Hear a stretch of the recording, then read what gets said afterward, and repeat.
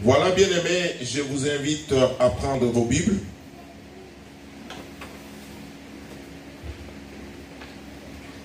Nous allons faire une lecture d'un texte qui a été prêché ici pas longtemps. Je me souviens encore, ça peut être 3 dimanches passés. Mais pendant que j'étais en train de préparer ces cultes, le Seigneur m'a donné un message, il m'a donné un thème,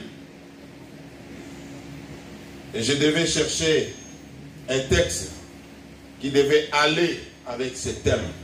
Parce que c'est des fois, le Seigneur, la façon qu'il utilise, il a plusieurs façons. Il peut te donner un texte, de ce texte, tu tires un thème à partager.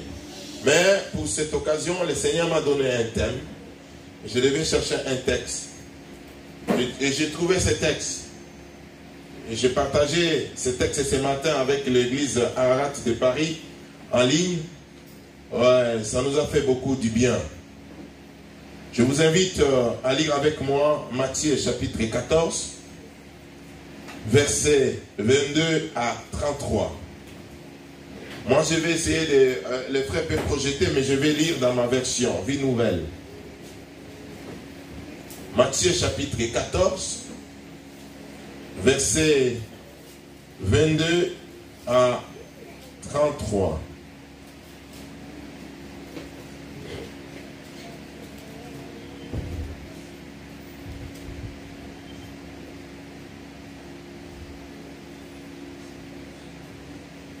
Verset 22.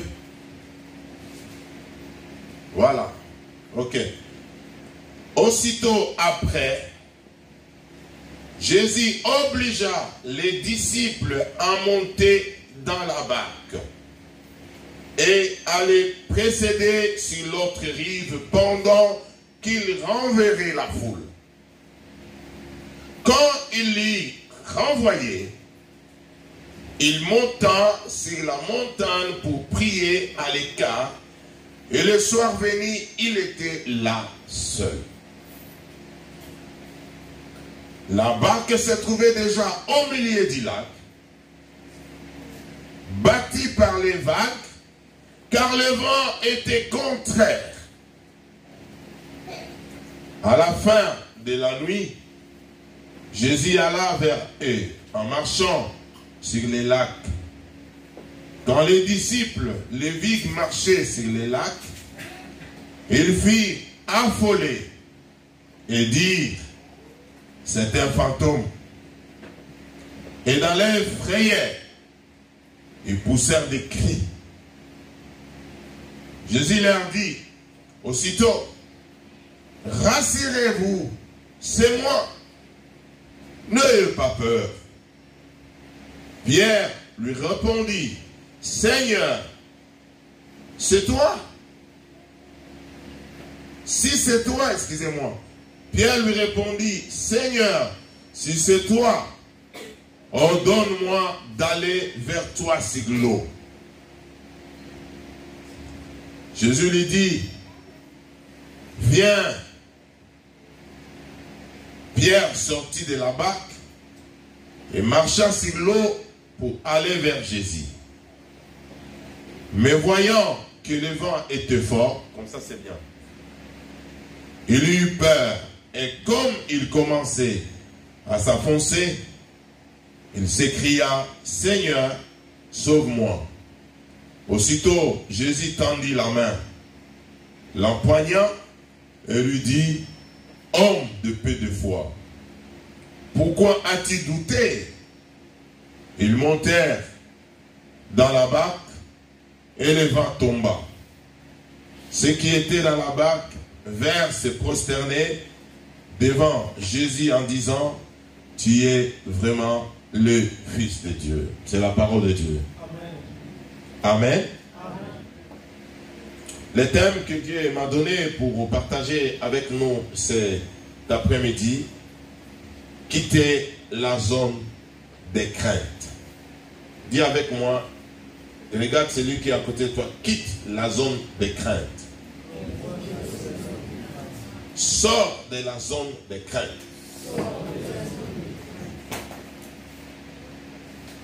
Carmel, quitte la zone de crainte.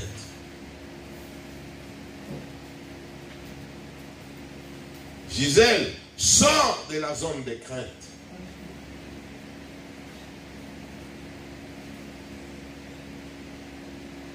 Kinkela, sors de la zone de crainte. Change de partenaire. Dis-lui, quitte la zone de crainte. C'est le frère bienvenu. Quitte la zone de crainte. Sors de la zone de crainte.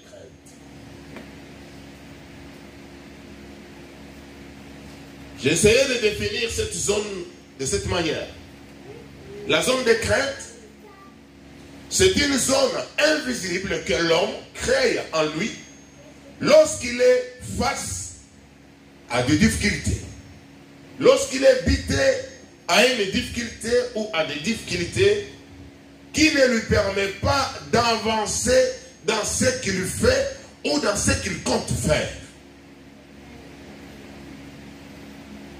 La zone de crainte, c'est une zone invisible que l'homme crée en lui lorsqu'il est buté à une difficulté qui ne lui permet pas d'avancer dans ce qu'il fait ou dans ce qu'il compte faire.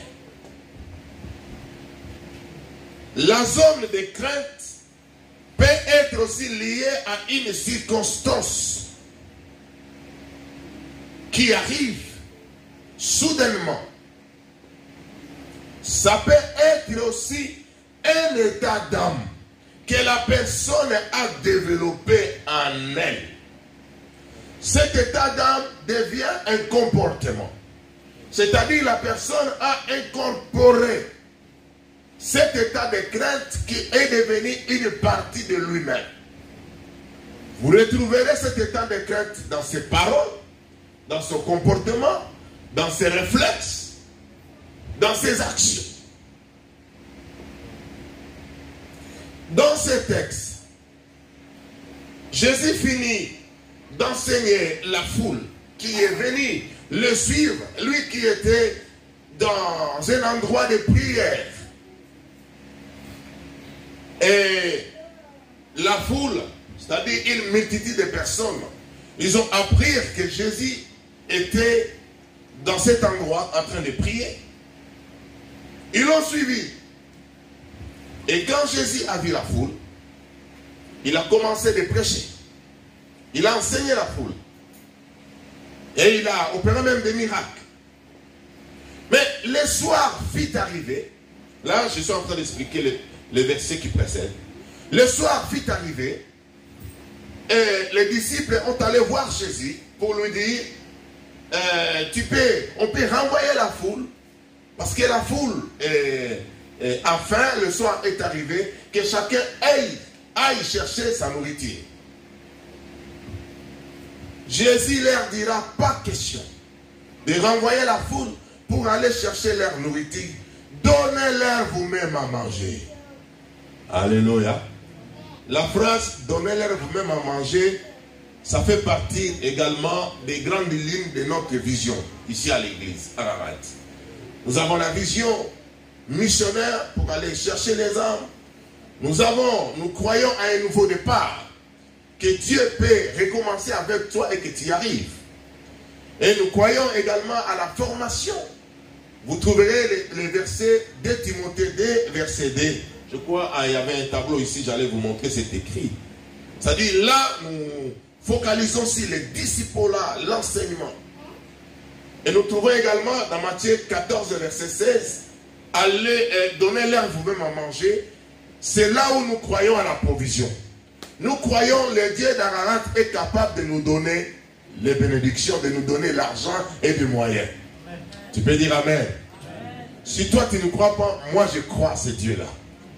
Ah oui, ce Dieu-là ne me dit pas que de renvoyer la foule. Ce Dieu-là est capable de me donner les moyens, de te donner les moyens pour donner la nourriture à ceux qui sont parmi nous qui ont faim.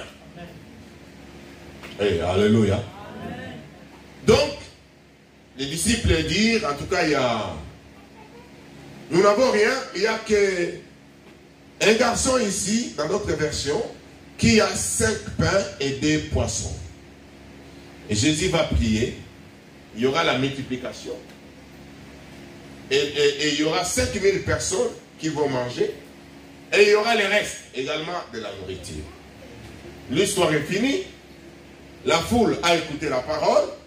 La foule a expérimenté les miracles. Et la foule a mangé. Le ventre est plein. Et chacun devait rentrer chez lui. Maintenant, les disciples sont restés avec leur maître. Parce qu'ils vivaient ensemble. Alléluia. Ils vivaient ensemble. Ils voyageaient ensemble. Ils passaient des moments très intimes, des moments aussi de difficultés, des fois ensemble. Jésus-Christ va prendre la parole. Au verset 22.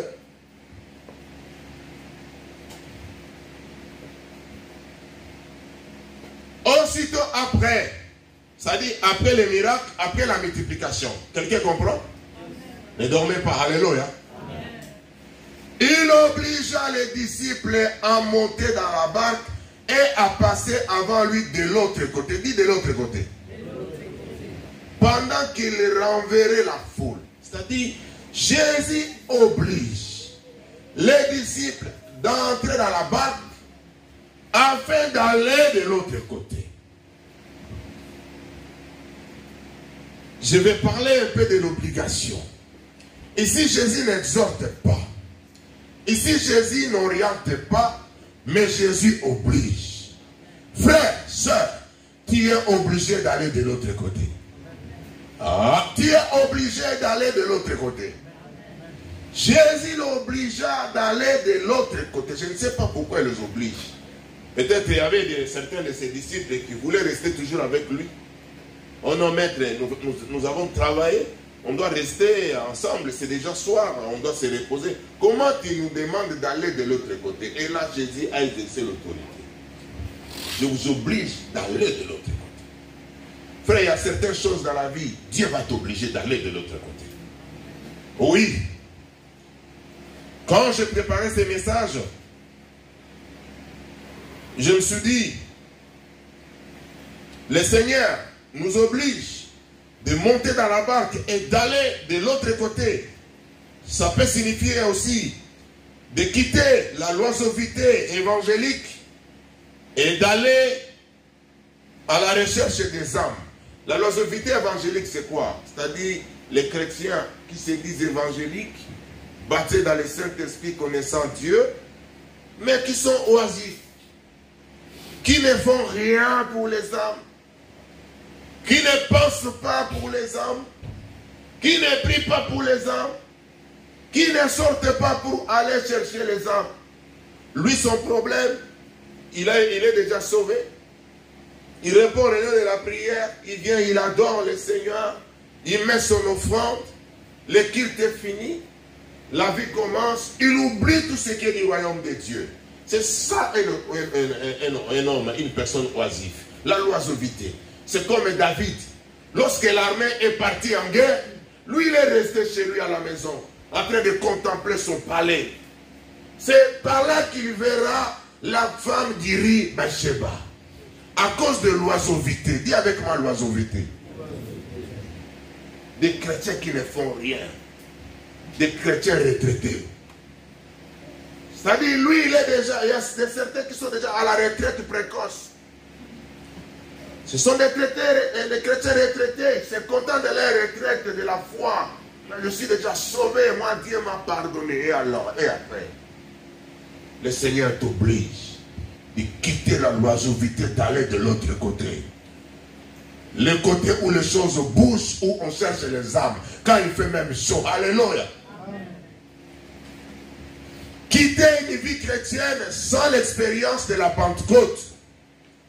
Le dimanche passé, je parlais sur la Pentecôte et sur ces 3 appellations.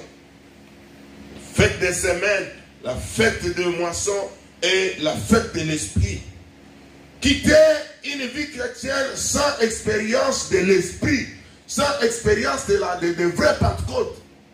Vous allez voir que les disciples qui vivaient dans la peur, dans la panique, une vie sans expérience de la Pentecôte, le Seigneur les a obligés d'expérimenter la plénitude du Saint-Esprit.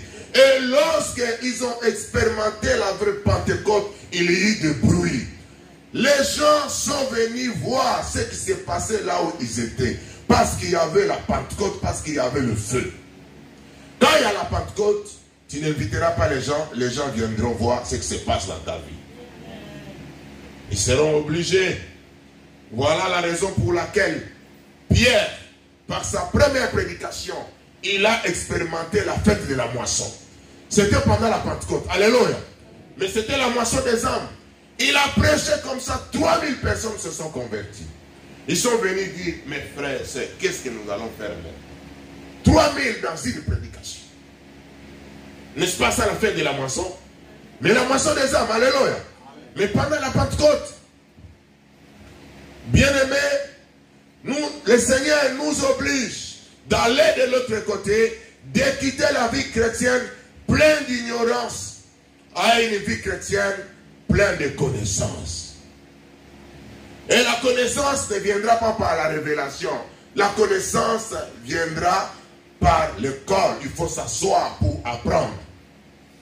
Il faut mettre son temps, donner son temps pour apprendre. La Bible dit, vous connaîtrez dans Jean 8:32, vous connaîtrez la vérité et la vérité vous affranchira. Si le Fils de l'homme vous affranchit, vous serez réellement libre. Ce mois ici, c'est le mois de l'enseignement où nous voulons acquérir la connaissance. Bien-aimé, sors de cette zone de crainte qui t'empêche d'apprendre. Toi, tu penses que si tu t'assois pour apprendre, ça va diminuer ton honorabilité. Ah, pourquoi moi je peux être suivre les enseignements avec les gens qui viennent de se convertir, avec les gens qui sont arrivés. Frère, quitte cette zone de crainte, ça ne t'amènera pas à la réussite. Toi tu crois que tu avances mais tu recules.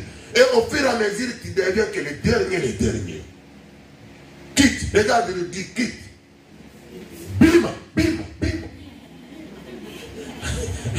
Alléluia. Alléluia, comme on le dit, bim. Il y a des gens comme ça au Congo dans l'église. Et quand il prie, bim, sort. Quitte cette zone. Alléluia. Les disciples dans la barque, ils rencontrent une difficulté qui les plonge dans la zone de crainte.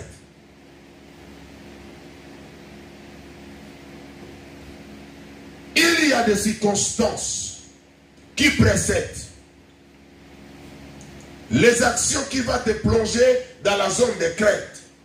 Ils sont précédés des fois par des signes précurseurs, des circonstances. C'est comme, vous savez, dans l'armée, lorsqu'il y a la guerre, on envoie d'abord les espions pour étudier le terrain. Ouais. Pour vivre aussi la zone de crainte. Parce que j'ai dit tout à l'heure, ça peut être circonstanciel, d'une façon temporelle. Ça peut être certains, ils ont développé la zone de crainte et c'est devenu comme leur état, leur mode de vie. Mais il y a des signes qui peuvent précéder l'état des zones de crainte. Si tu n'as pas le Saint-Esprit, si tu ne vis pas la vraie Pentecôte, tu ne vas pas comprendre que c'est la zone de crainte qui arrive, où je m'approche de la zone de crainte, je dois me préparer.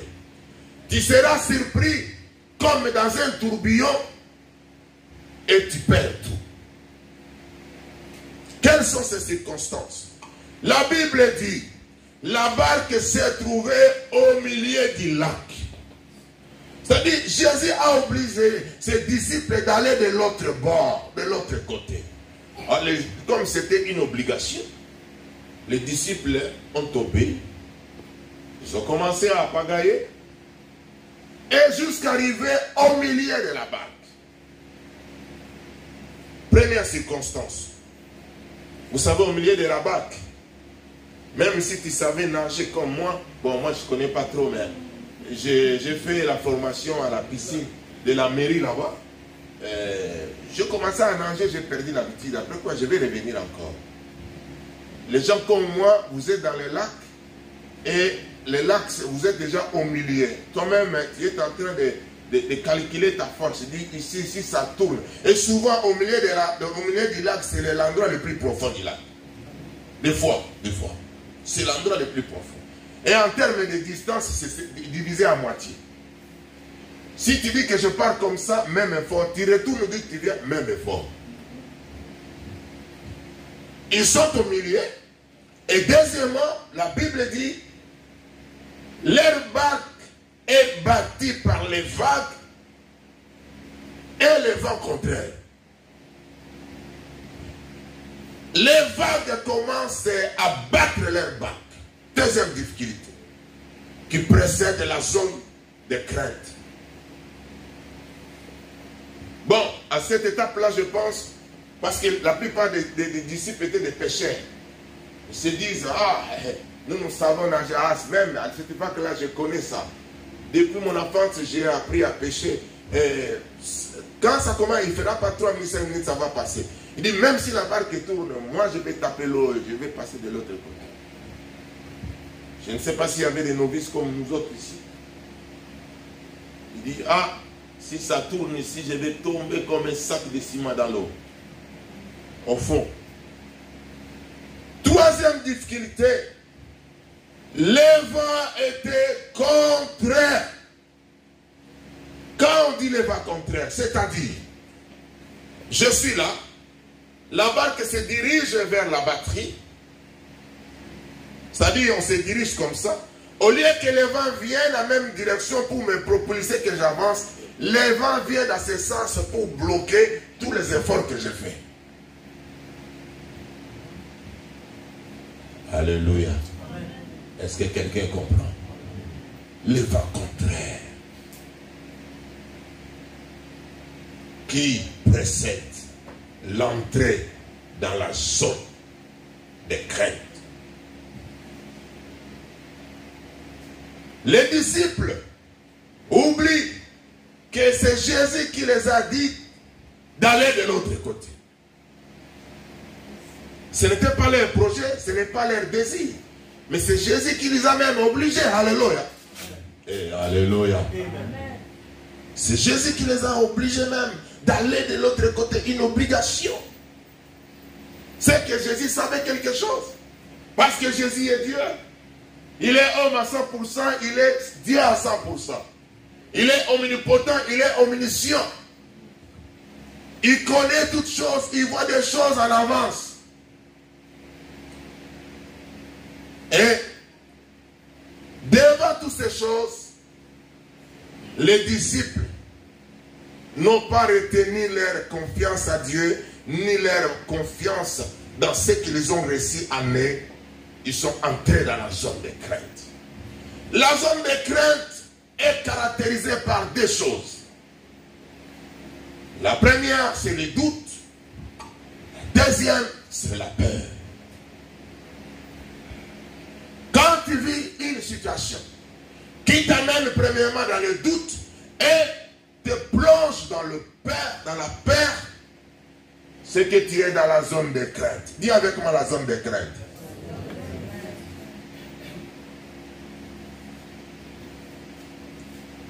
Lorsque ces deux choses envahissent ton cœur, envahissent ta vie, c'est fini. Tu perds déjà la confiance de soi. Tu n'as pas confiance en soi-même.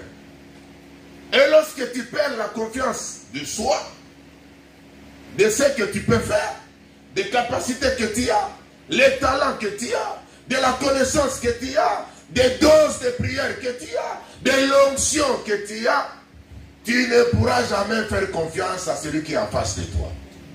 Tu ne pourras jamais faire confiance même à Dieu. La zone de crainte. La zone de crainte vole notre confiance de soi. Vous savez, beaucoup de gens, beaucoup de chrétiens,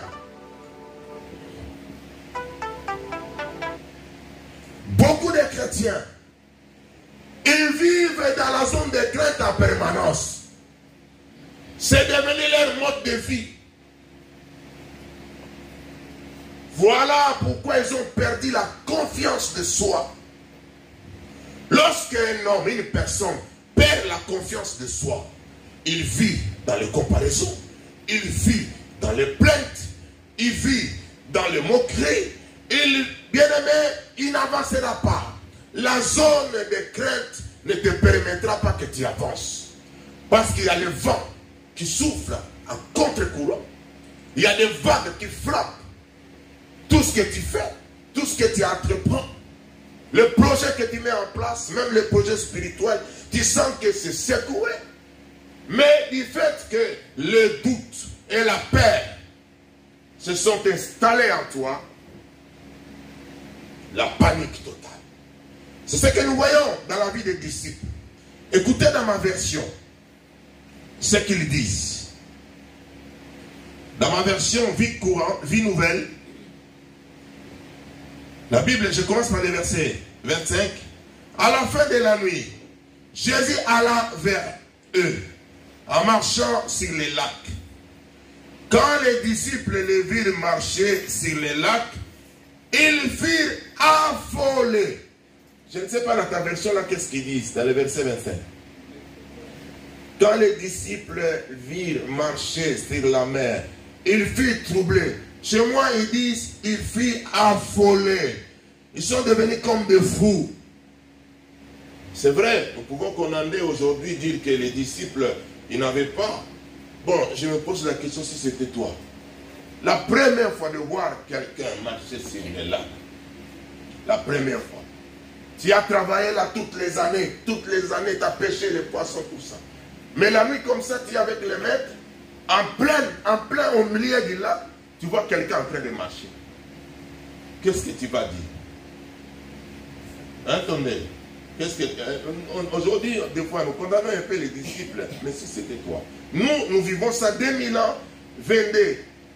Nous sommes en 2022. 2000 ans, 22 passés. Et ils ont vécu ça à l'an 33 ou 34. Voir quelqu'un marcher. Ils n'ont même pas eu le temps de penser aux paroles de Christ, que c'est Jésus qui leur a dit d'aller de l'autre côté. Ils n'ont pas eu le temps. Bien aimé, quand tu es dans la zone de crainte, tu n'as pas le temps même de penser aux promesses. Des fois, tu es porteur de promesses de Dieu. Tu oublies, frère. Ils ont oublié. Et personne n'a eu l'idée de dire que non. Ah, la personne là, il vient, c'est que soit il a un plancher derrière, il est sur le plancher, il ment sur le... Ils n'ont pas l'idée. Ils disent, écoute, ils se sont déjà affolés. Ils sont devenus comme des fous. C'est ça, dans la zone de crainte, on est troublé, frère. La personne qui est troublée ne peut rien faire de bon. Dans les troubles, frère, tu ne peux pas avancer. Dans les troubles, bien aimé, tu ne peux pas expérimenter la grâce de Dieu. Quand tu entreprends quelque chose et que tu vis dans les troubles, jamais, frère, tu arriveras. Tu ne réussiras pas. Voilà pourquoi Jésus dit, venez en moi, vous tous qui êtes fatigués et chargés, je vous donnerai le repos. Et c'est dans le repos viendra votre victoire. Amen. Et dire, c'est un fantôme. Celui qui vit dans la zone de crainte, il est spécialiste dans la nomination de tout ce qui arrive devant lui. Tout est démon, tout est sorcier, tout est malédiction. Et alléluia. Amen. Celui qui est dans la zone de crainte, caractérisé par les doutes et la peur. Dans cette zone, on ne voit pas clair, on vit que dans la confusion, dans la panique, dans le stress à fond. Tout est démon. Tout est sorcier. Tout est malédiction. Tout est échec. Il devient spécialiste de l'impossible. Il dit, ah, c'est impossible, ça tu ne sauras pas. Ça, moi, ça fait longtemps que je sais ça, tu ne verras jamais. Il est dans la zone. Fais comme ça la zone de crainte.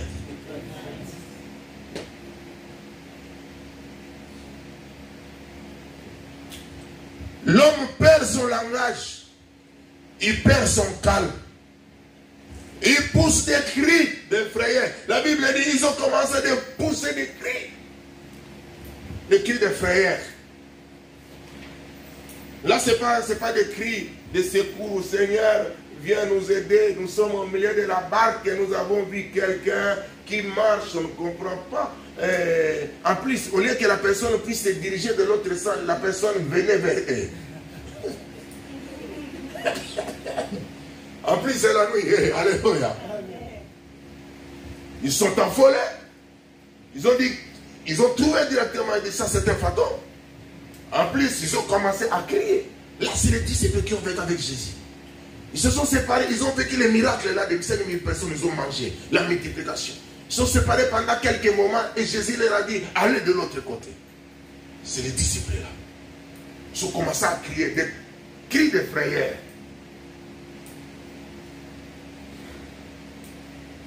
Cris de frayeur. Ainsi de quelqu'un qui est dans la zone de crainte. Quand Jésus-Christ s'approche, il va prendre des paroles. Il leur dira, rassurez-vous, c'est moi. N'ayez pas peur. Vous voyez directement Jésus attaque à la peur. Alléluia. Parce que là, le doute déjà a pris place sans envoyer la peur.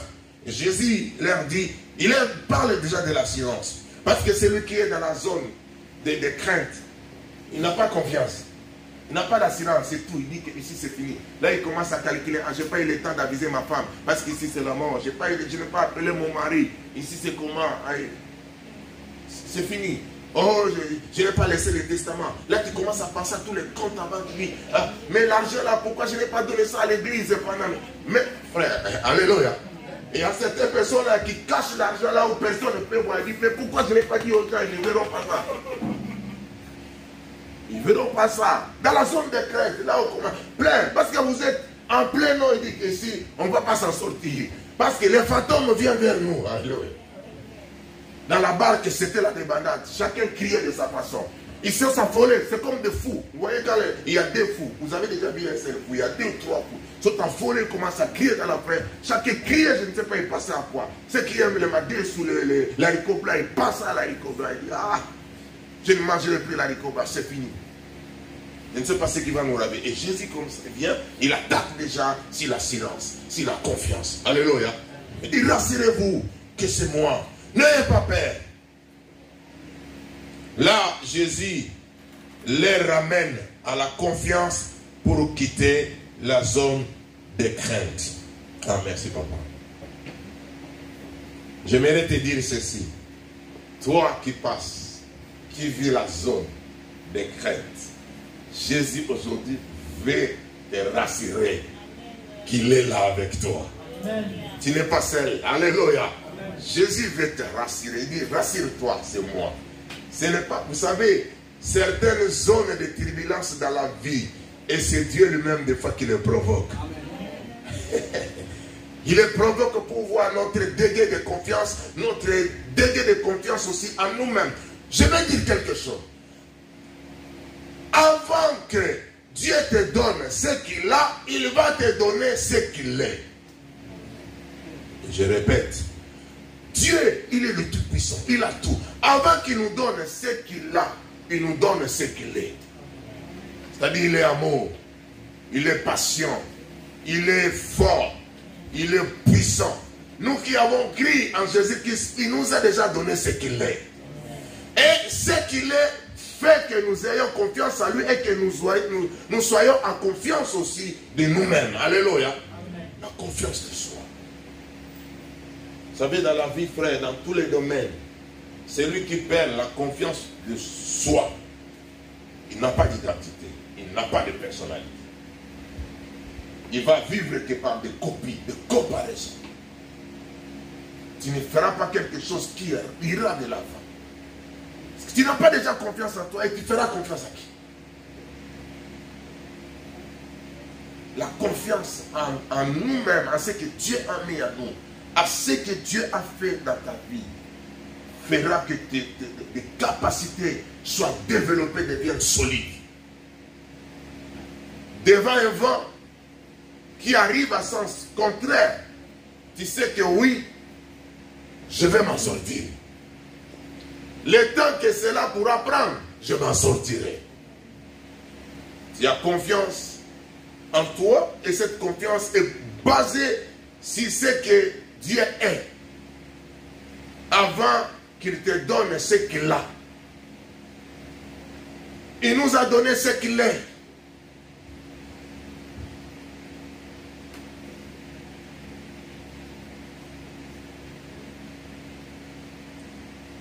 Le manque de confiance en soi crée à l'homme même le dégoût de l'évangélisation, le dégoût des enseignements, le dégoût de la prière.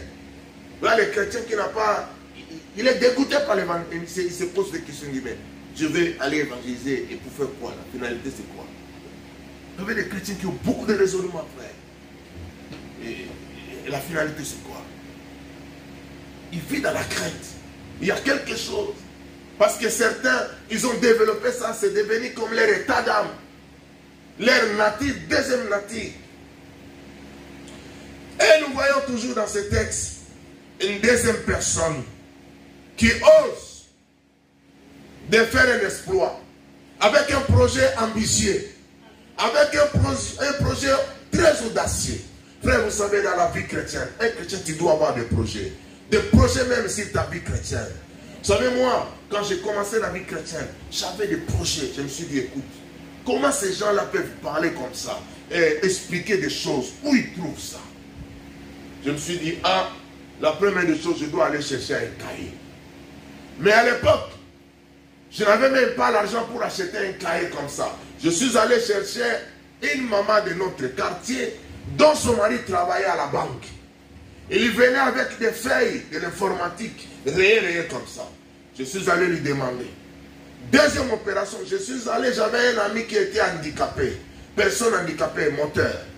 Et il travaillait chez les handicapés, ils avaient des machines de relire. Je lui ai expliqué, il m'a fait un... Je t'avais donné un cahier avec des enseignements. C'est le cahier là, ça c'est un héritage mon fils. Garde ça bien. Le cahier, je t'avais donné un cahier où il y a mes prédications, des enseignements que j'ai reçus de mes pasteurs. Ce n'est pas un cahier que j'ai acheté au marché. J'ai fourni un effort pour avoir ce cahier-là. J'essaye ça, mais l'autre, je t'avais donné ça. Il faut lire les choses comme ça. J'ai commencé à écrire, j'ai commencé à lire, j'ai commencé à écrire.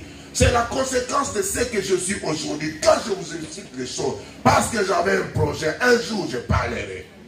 Un jour j'enseignerai. Alléluia. Frère, toi, quel est ton projet? Quel est ton projet dans la vie chrétienne?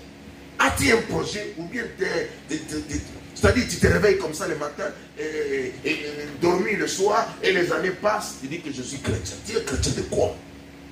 Qu'est-ce que tu as en tant que chrétien? Qu'est-ce que tu as comme valeur, comme capacité? Quel est ton projet? Tu vas où?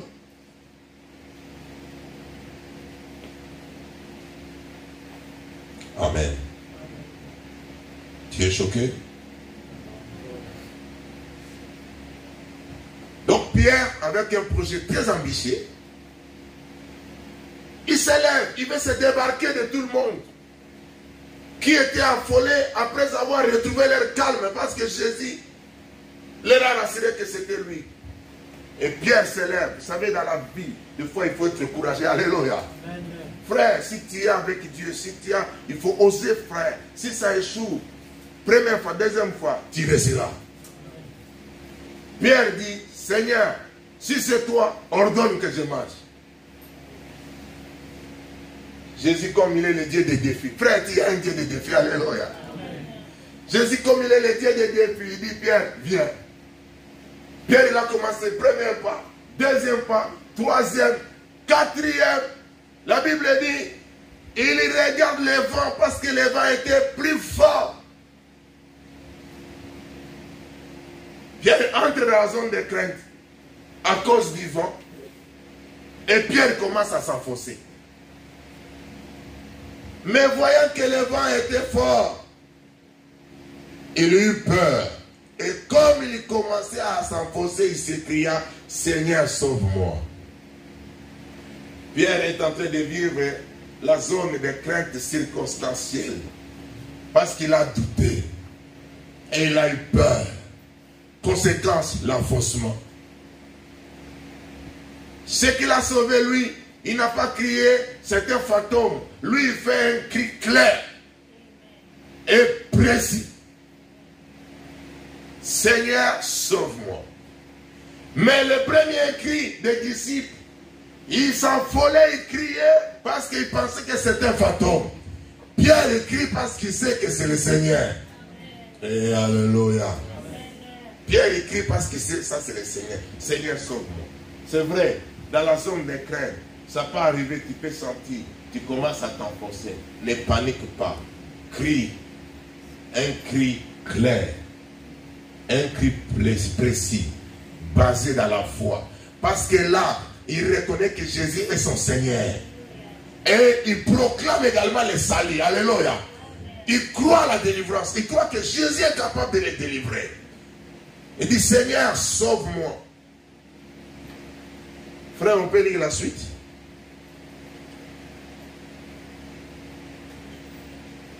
Aussitôt, Jésus étendit la main, les saisit et lui dit, homme de paix et de foi, pourquoi as-tu douté? Vous voyez, il avait douté, il était entré dans la zone de crainte. Dans la zone de crainte, nous avons les doutes et la peur. Pourquoi as-tu douté? Et dans ma version, on dit, ça dit Jésus, il a pris juste sa main et la poignard. C'est comme si Pierre, il a commencé à s'enfoncer non loin de Jésus. Ça dit, il a déjà fait un grand projet, il a marché. Arrivé à quelques mètres, je crois parce que Jésus a tendu seulement la main.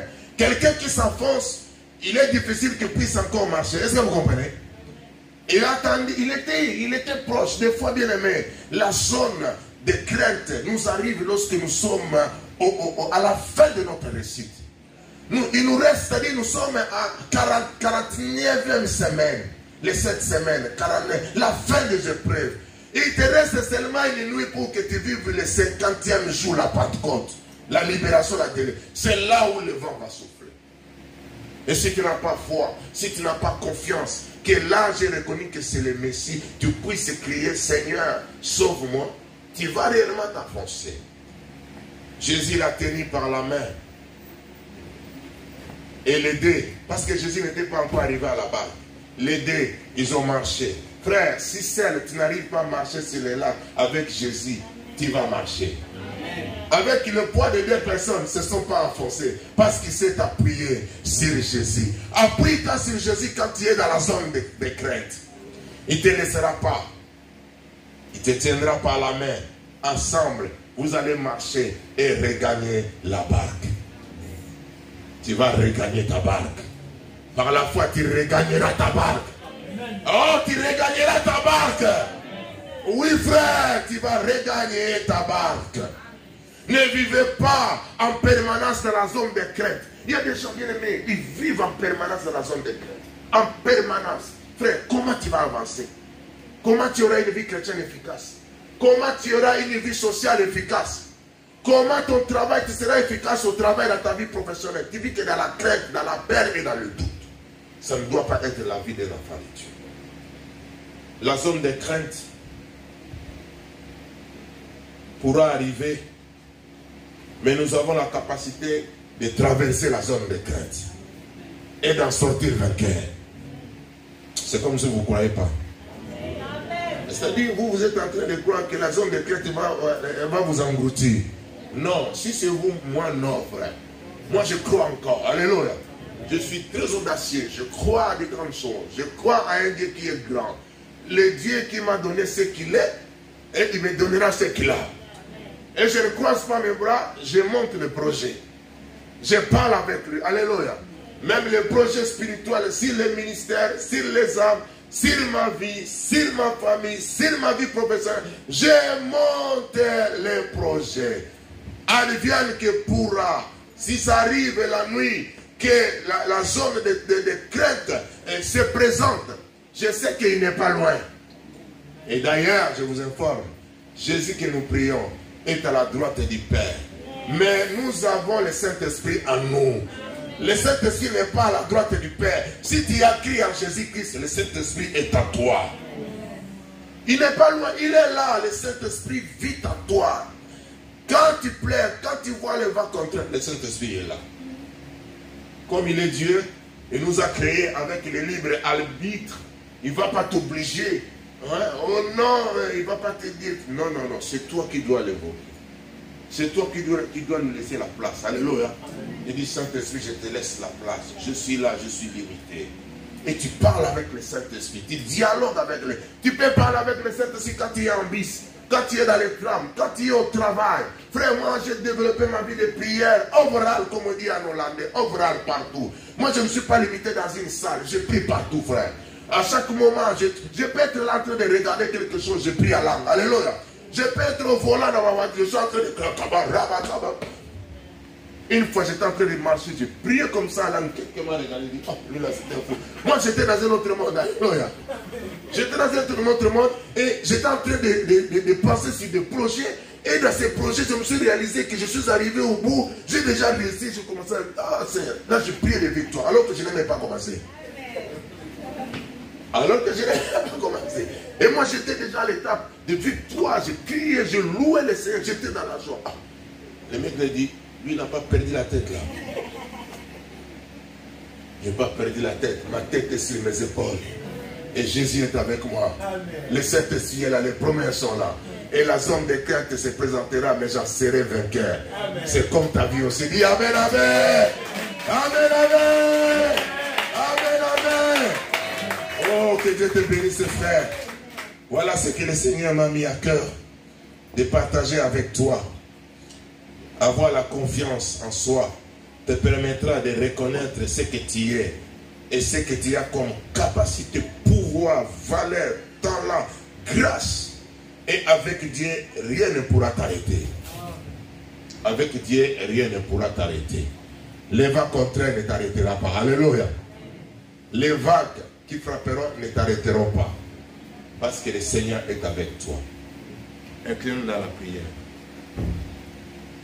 J'aimerais que tu restes calme et tranquille. Essaye un peu, peut-être tu es en train de vivre là. Tu es dans la zone de crainte. Là où tu es, tu as des doutes. Tu as tellement peur. Tu es affolé. Tu cries parce que tout est devenu fantôme. Tu ne comprends rien du tout. Le Seigneur te dit aujourd'hui, calme-toi, sois calme mon fils. Il veut te rassurer, il est là, Jésus est là. C'est lui qui t'a obligé, qui t'a dit d'aller à l'autre bord. Il ne t'abandonnera jamais. Ça peut être circonstanciel, temporel, frère. Les épreuves dans la vie d'un enfant de Dieu ne restera pas toute ta vie, ça changera. Tu compteras 40, 41, 42, jusqu'à 49 vienne. Arrivera le 50e, le jubilé. Arrivera la Pentecôte. Où il y aura des bruits. Oh, Kabarabataya Bababa. Remercie le Seigneur là où tu es. Dis merci à Dieu, le Dieu qui est capable de te faire sortir de cette zone. Singama Remandaya Baba. Le Dieu de la Bible, il est là. Le Dieu fidèle, il est là.